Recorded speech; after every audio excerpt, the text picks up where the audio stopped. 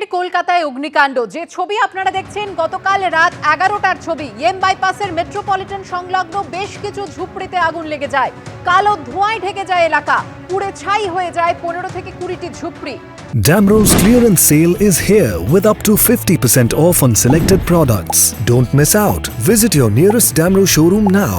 Damro, internationally trusted furniture. কিভাবে আগুন লাগলো জানবো, কথা বলবো আমাদের প্রতিনিধি সত্যজিৎ বৈদ্যের সঙ্গে। সত্যজিৎ, দেখো সুবর্ণ, গতকাল রাত তখন 11টা বাজে, তখন আচমকা মেট্রোপলিটন সংলগ্ন যে বাসিন্দারা তারা কিন্তু আচমকা একের পর এক বিস্ফোরণের আওয়াজ পান, বিকট আওয়াজ, এবং তারপরে জানা যায় যে ঝুপড়িতে আগুন লাগে এবং যেখানে গ্যাস সিলিন্ডারের বিস্ফোরণ থেকে এই আওয়াজ হচ্ছে, এবং এই গ্যাস সিলিন্ডার বিস্ফোরণের কারণেই কিন্তু খুব দ্রুত আগুন ছড়িয়ে পড়ে, এবং যে কারণে প্রায় 15-20টা ঝুপড়ি পুরোপুরি ভস্মীভূত হয়ে গিয়েছে। এবং সঙ্গে সঙ্গে দমকলে খবর দেওয়া হয় আগুন দেখার পর, এবং স্থানীয় বাসিন্দারা দমকলে খবর দেন এবং দমকলের 4টি ইঞ্জিন আসে, পাশাপাশি ডিজাস্টার ম্যানেজমেন্ট টিম তারাও আসেন।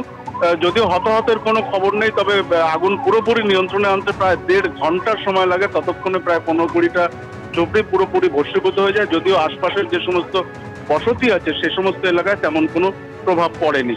সুকটা, সত্যজিৎ তুমি আমাদের সঙ্গে থাকো। যে ছবি আপনারা দেখতে পাচ্ছেন, শুরুতেই হচ্ছে আগুন এতটা ছড়িয়ে পড়ে যে পরপর ঝুপড়িতে আগুন লেগে যায়। তারপর দমকলের সঙ্গে আগুন নেভাতে সাহায্য করে কলকাতা পুলিশের বিপর্যয় মোকাবিলা বাহিনীও।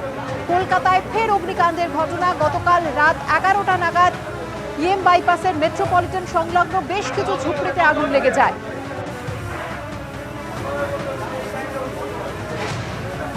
আবারও কথা বলবো আমাদের প্রতিনিধি সত্যজিৎ বৈদ্যের সঙ্গে। সত্যজিৎ, কি জানতে পারছো, ক্ষয়ক্ষতির পরিমাণ কতটা?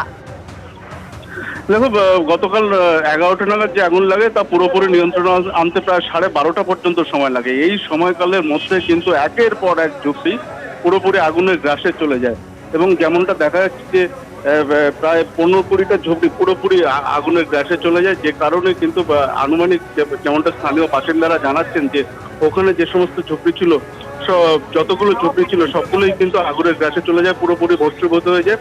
যদিও হতাহতের কোনো খবর নেই। বিপর্যয় মোকাবিলা দলের সদস্যরা তারা এসেছিলেন, ঘটনাস্থলে ছিলেন, তারা যেমনটা জানাচ্ছেন যে হতাহতের কোনো খবর নেই। ধন্যবাদ সত্যজিৎ।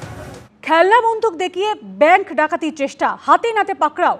সন্তোষপুরে স্টেট ব্যাংকে ঢুকে দরজা বন্ধ করে ডাকাতির চেষ্টা। ব্যাংক কর্মীর মাথায় খেলনা বন্দুক ঠেকিয়ে ম্যানেজারের ঘরে যেতেই সন্দেহ। ব্যাংক ম্যানেজারের সন্দেহ হতেই ধস্তাধস্তি, বন্দুক পড়তেই পাকড়াও।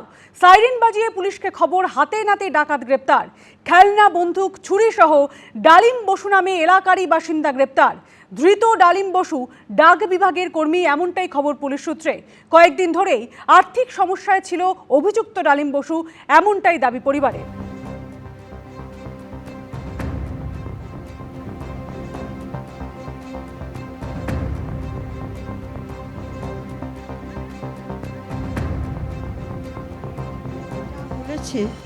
এবার তাতে আমার তো মনে হচ্ছে মাথার কোনো হয়েছে, কোনো একটা মাথার কোনো মানে মানসিক রোগ একটা কোনো কিছু হয়েছে। নাহলে ওর মতো ছেলে একটা খেলনা বন্দুক কিনে নিয়ে গিয়ে এরকম কাজ করবে, এটা তো হতে পারে না। আর খুব মানসিক চাপে আছে, একটা মানে টাকা পয়সার ব্যাপারে একটু চাপে আছে ও।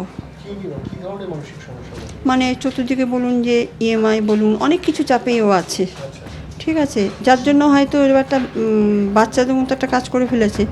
কিন্তু এটা আমি মা হয়ে আমি ঠিক করতে পারছি না, বিশ্বাস করতে পারছি না, সত্যি কথা বলতে। কারণ আমার ছেলে এরকম নয়।